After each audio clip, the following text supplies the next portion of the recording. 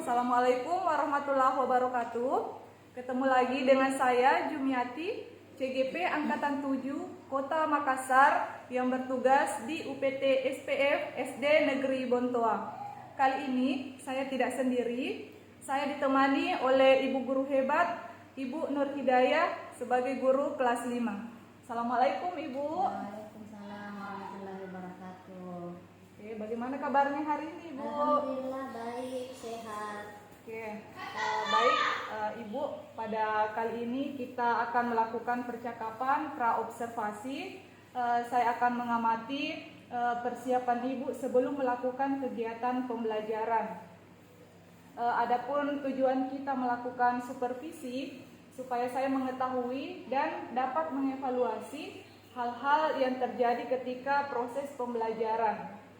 Dan kenapa kita melakukan percakapan pra-observasi? Supaya nantinya Ibu lebih siap, kemudian lebih percaya diri pada saat melaksanakan proses pembelajaran, sehingga pembelajaran Ibu lebih berpihak kepada murid. Oke, baik Ibu, ada beberapa pertanyaan yang akan saya sampaikan. Pertama-tama berkaitan dengan tujuan. Kira-kira apa tujuan Ibu yang ingin dicapai pada saat pembelajaran nantinya? Adapun berdasarkan rencana atau RPP yang saya susun, adapun tujuan yang akan saya capai pada pembelajaran tersebut yaitu dalam kegiatan mengamati berbagai benda, siswa ini mampu mengidentifikasi mana yang termasuk zat tunggal dan mana yang termasuk zat campuran dengan benar.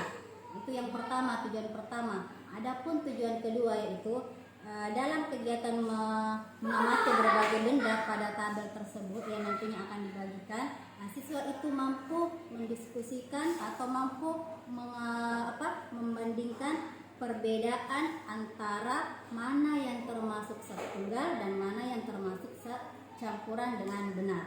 Itu tujuan yang akan saya capai nantinya. Baik Ibu, berarti ada dua tujuan ya yang ingin Ibu capai. Terus bagaimana dengan area pengembangan yang ingin Ibu capai nantinya? Adapun area pengembangannya itu ada dua aspek pengembangan yang akan saya tentukan nantinya, yaitu yang pertama itu aspek pengetahuan dan aspek keterampilan. Oke, jadi ada dua ya, pengetahuan dan juga keterampilan. Oke, selanjutnya Ibu, bagaimana rancangan pembelajaran yang ingin Ibu terapkan di kelas? Mungkin dari strategi, kemudian model dan juga metode yang akan Ibu gunakan nantinya.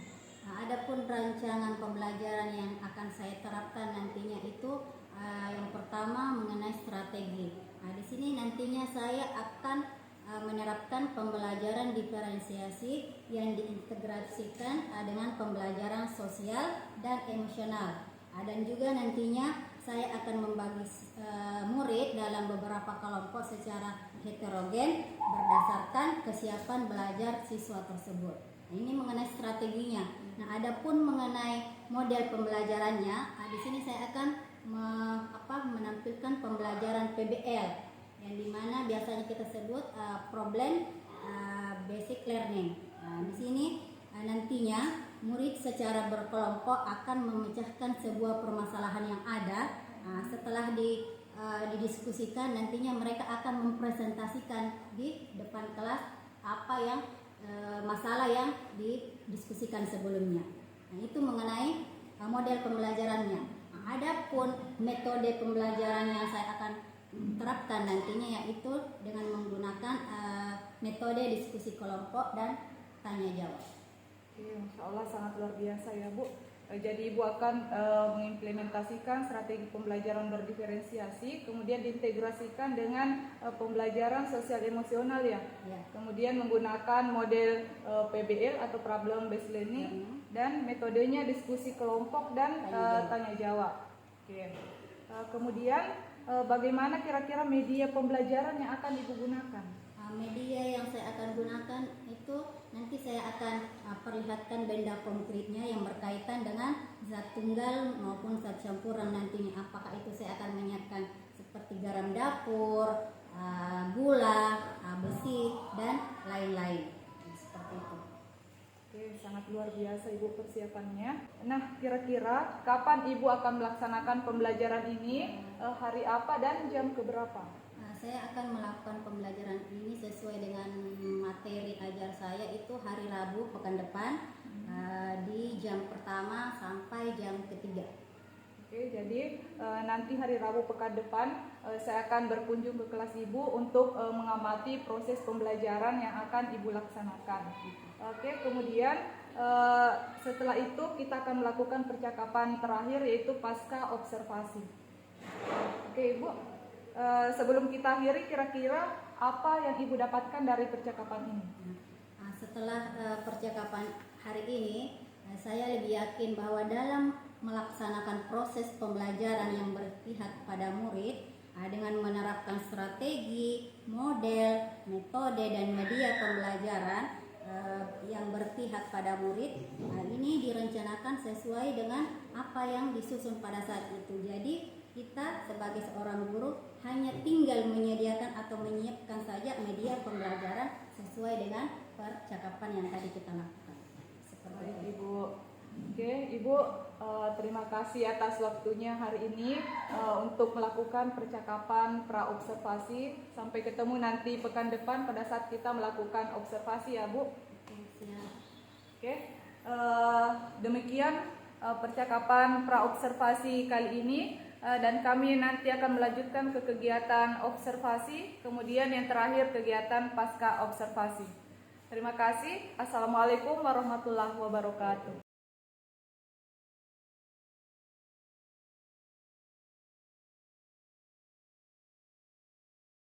Oke, sekarang perhatikan di bukunya. Perhatikan ya dari yang pertama dulu ya. Jadi tujuan pembelajaran kita hari ini sesuai dengan subtema kita. Kita mempelajari tentang media iklan ya. Kita sudah pelajari mengenai iklan, contoh media iklan secara elektronik maupun secara media cetak. Jadi tujuannya ya supaya kalian mampu membedakan mana yang termasuk media elektronik, media iklan elektronik, dan media iklan secara media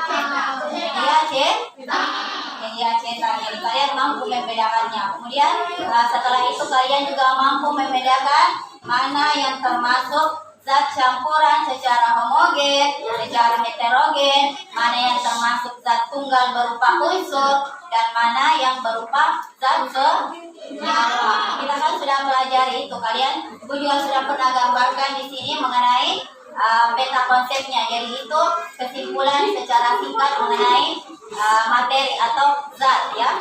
Sudah kita pelajari. Jadi kalian mampu, oh ini yang termasuk zat tunggal, ini yang termasuk heterogen, ini yang termasuk dengan homogen. Jadi itu tujuan kita pembelajaran hari ini. Apalagi kita sudah pelajari dari kemarin-kemarin ya. Jadi sekarang Ibu akan berikan tugas. Nah, tugasnya ini kalian akan menentukan atau menggolongkan zat yang Ibu bagikan, kertas yang Ibu akan bagikan ini secara berkelompok. Jadi kalian tinggal golongkan saja dengan cara memberi centang pada kolom yang ada di kertas yang sebentar Ibu bagikan. Apakah dia termasuk unsur, apakah dia termasuk senyawa, apakah dia termasuk campuran. Di sini Ibu tidak jelaskan apa dia di sini campuran homogen, heterogen, tidak ya. Yang jelas dia termasuk campuran saja. Apakah dia termasuk campuran heterogen atau homogen, tidak masalah. Yang jelas di sini campurannya secara umum. Contohnya gula. Nah, kira-kira gula ini termasuk zat apa? Gula. Perhatikan gula. Sudah kita pelajari sebelumnya. Di sini tidak ada zat tunggal. Zat tunggal kan terbagi dua, unsur dan senyawa. Kira-kira di bagian mana, unsur atau senyawa? Unsur. Di mana kira-kira?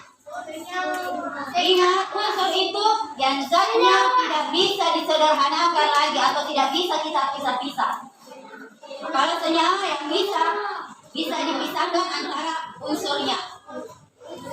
Termasuk misalnya dia memang gula memang termasuk zat tunggal, tapi pada bagian senyawanya. Oke, silakan berbagi kelompok. Sudah kelompok satu mana kelompok satu? Ayo. Silakan buat lingkaran di kelompokmu, jangan berbalik. Kelompok dua,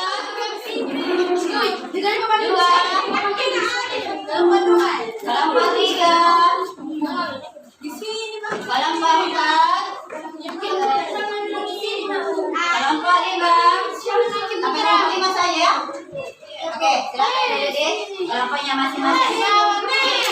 Ada dulu, panggil kelompoknya. Bagaimana dia?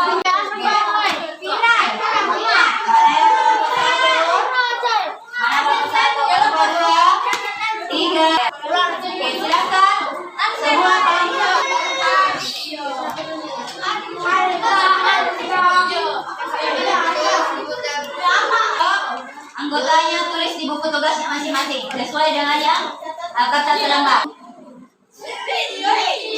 Ada 15 jenis zat ya. Ada 15 jenis zat yang perlu kalian golongkan. Kira-kira termasuk yang mana penggolongannya? Dibuat dulu, setelah itu diskusikan. Kira-kira apa? Anak-anak kampus alam yang kira-kira termasuk tunggal atau campuran. Berarti silakan betulkan semua. Oke, sekarang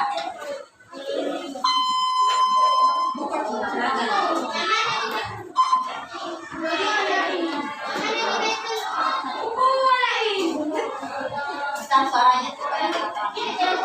Ini nomor 1 gula tadi sudah kita jawab ya. Dia masuk golongan senyawa. Sekarang silakan lanjut. Air masuk pada golongan air. Jangan dulu. Masuk senyawa air. Kira-kira air dia termasuk satu tunggal tidak? Masuk tidak satu tunggal? Satu tunggal, tapi berupa senyawa. Berarti kalau senyawa ya bisa tadi sampai emas ya. Sekarang kita lanjutkan seng. Ya, seng. Mana seng di sini? Mana seng? Nah, itu seng. Seng itu dia termasuk penggolongan apa kira-kira? Yang berupa penggolongannya termasuk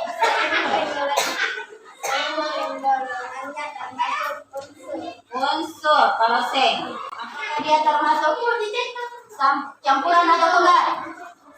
Tunggal. Dia berupa unsur ya, jadi tidak bisa lagi disederhanakan seng. Yang seng tidak bisa jadi dinding ya, tidak bisa jadi batu. Selanjutnya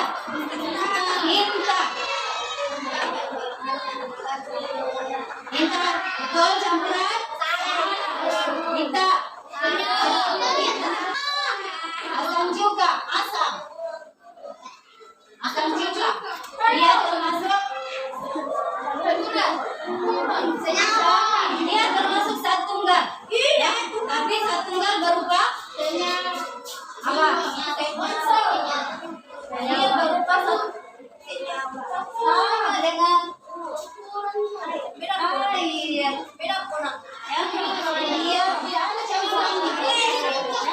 kecuali kalau kau kasih apa dan sebagainya, dia termasuk satu tunggal juga.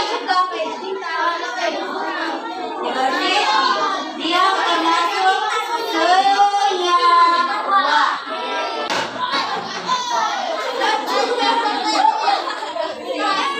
Kira-kira besi ini dia termasuk satu tunggal atau satu campuran? Satu tunggal atau campuran dulu? Satu tunggal berupa apa? So, dia tidak bisa lagi. Besi Nomor berapa lagi? 9. Oke, 9. Yang masuk penggolangan sirup. Sirup. Lihat sirup. Biasa kalian minum ya. Sirup itu termasuk penggolangan campuran. Jadi dia sirup campuran, tapi campuran apa? Ada yang garam halus, ada garam. Kira-kira garam ini termasuk satunggal atau campuran? Satunggal. Tapi dia berupa apa? Berupa senyawa. Nah, ini zatnya memang cuma satu, tapi bisa dipisahkan. Menarik nafas pelan-pelan 3 kali, pelan-pelan sambil membayangkan apa yang kalian sukai.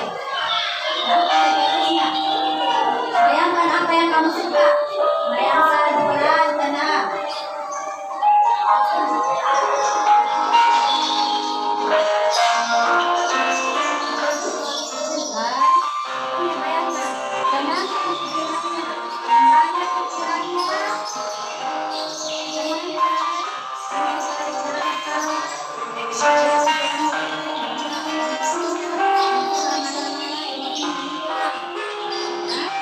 Tarik nafas ya, tarik nafas. Apa yang kamu suka? Apa yang kamu suka?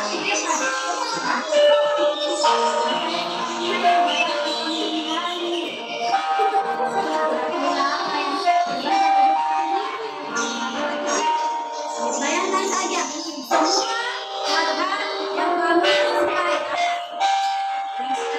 Tarik nafasnya pelan-pelan supaya perasaanmu tenang. Pelan-pelan sambil tenang, sambil tarik nafas, sambil enak.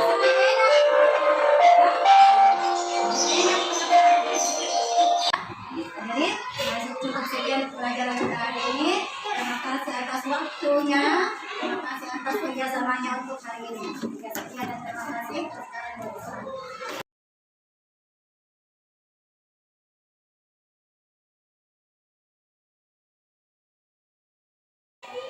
Assalamualaikum warahmatullahi wabarakatuh. Alhamdulillah hari ini kita telah sampai kepada tahapan yang terakhir, yaitu percakapan pasca observasi.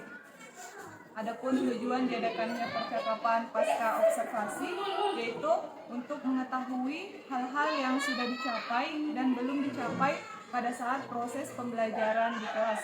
Kemudian untuk mengetahui rencana tindak lanjut mengenai tantangan ataupun kendala yang kita hadapi di kelas. Kali ini saya ditemani oleh pengajar praktik saya, Ibu Anggreni Lakir, ya. Kemudian ada Ibu Nur Hidayah, guru kelas 5. Terima kasih Ibu Anggreni, kemudian Ibu Nur Hidayah atas waktunya untuk melakukan percakapan pasca observasi. Baik, izin Ibu, saya melakukan percakapan pasca observasi kepada Ibu Nur Hidayah. Baik, Assalamualaikum Ibu Nur Hidayah. Assalamualaikum warahmatullahi wabarakatuh. Ya, baik Ibu, kemarin kita telah melakukan percakapan pra-observasi, kemudian setelah itu dilanjutkan dengan observasi di kelas berdasarkan dari percakapan pra-observasi. Nah, hari ini kita akan melanjutkan ke tahapan terakhir, yaitu pasca observasi. Oke, baik Ibu, bagaimana perasaan Ibu Nur Hidayah dengan kegiatan yang telah kita lakukan tersebut? Nah, setelah saya melakukan kegiatan pembelajaran ya di kelas berdasarkan pra-observasi sebelumnya, dalam mulai dari strategi pembelajaran berdiferensiasi yang diintegrasikan dengan pembelajaran sosial emosional, kemudian model pembelajaran PBL, kemudian metode diskusi kelompok dan tanya jawab, saya merasa tujuan pembelajaran itu akan mudah saya capai. Oke, jadi itu menurut pendapat Ibu. Baik Ibu, kalau dari hasil pengamatan saya terhadap pembelajaran yang Ibu lakukan di kelas itu sudah sesuai dengan rencana pembelajaran yang telah kita susun. Mulai dari strategi pembelajarannya, kemudian model pembelajaran sampai kepada metode, menurut saya Ibu sudah menerapkannya dengan cukup baik. Bagaimana menurut pendapat Ibu terhadap pembelajaran yang dilakukan di kelas tersebut? Menurut pendapat saya, karena dari awal saya sudah mempersiapkan sebelum mengajar, alhamdulillah bisa berjalan dengan lancar, baik sesuai dengan mulai dari kegiatan awal pembelajaran, kegiatan intinya sampai dengan kegiatan akhir pembelajaran.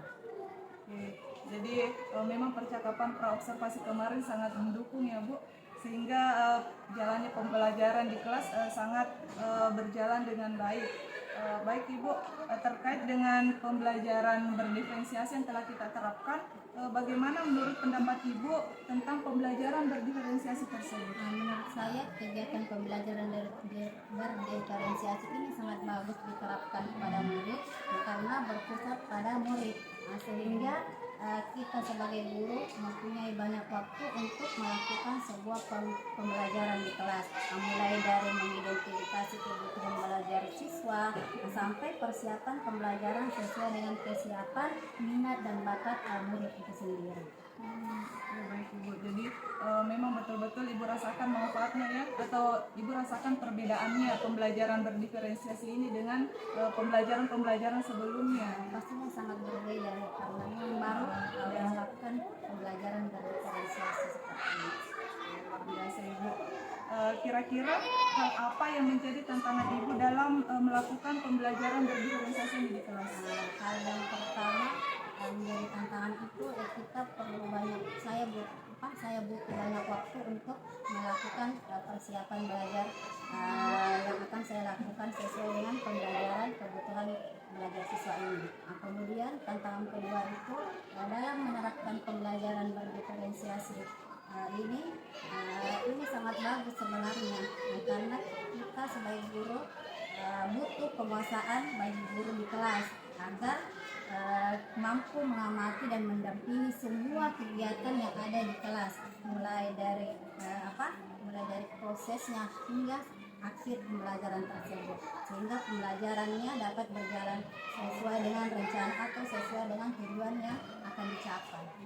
Ya, sangat luar biasa Ibu. Jadi memang pembelajaran berdiferensiasi ini butuh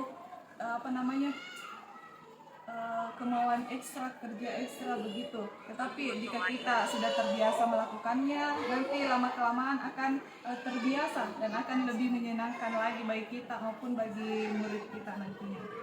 Oke, dari tantangan yang Ibu jelaskan tadi, kira-kira bagaimana rencana tindak lanjut yang akan Ibu lakukan agar nanti penerapannya di kelas lebih efektif? Adapun mungkin bagi saya sendiri untuk menambah wawasan saya yang mungkin masih kurang mengenai diferensiasi ini, mungkin saya akan mengikuti beberapa pelatihan yang akan menambah wawasan saya tentunya dalam kegiatan belajar mengajar. Kemudian saya juga akan belajar mandiri sesuai dengan kemampuan dan bakat saya. Jadi Ibu memang ada kemauannya untuk mengembangkan diri, baik itu melakukan pelatihan mungkin atau belajar secara mandiri ya Bu. Oke, sangat luar biasa Ibu. Mudah-mudahan nanti kita bisa sama-sama mengembangkan proses pembelajaran berdiferensiasi ini di kelas dan juga berkolaborasi dengan guru-guru lain. Baik, untuk pertanyaan terakhir, apa yang Ibu dapatkan setelah percakapan praobservasi, observasi maupun percakapan pasca observasi? Sebelumnya saya mengucapkan terima kasih karena dengan adanya kegiatan ini saya tentunya pasti mendapatkan wawasan baru apalagi tentang hal berdiferensiasi ini. Kemudian dan nantinya pembelajaran diferensiasi ini benar-benar akan membantu saya untuk melakukan pembelajaran yang akan lebih baik lagi ke depannya. Semoga kita dimudahkannya dengan niat baik ini untuk menyajikan pembelajaran atau melakukan pembelajaran yang lebih berpihak lagi kepada murid. Baik, saya rasa cukup untuk percakapan pasca observasi hari ini. Terima kasih Ibu Nur Hidayah atas waktunya, dan terima kasih juga Ibu Anggreni atas waktunya dan telah mendampingi kami selama percakapan pasca observasi. Oke, Assalamualaikum warahmatullahi wabarakatuh.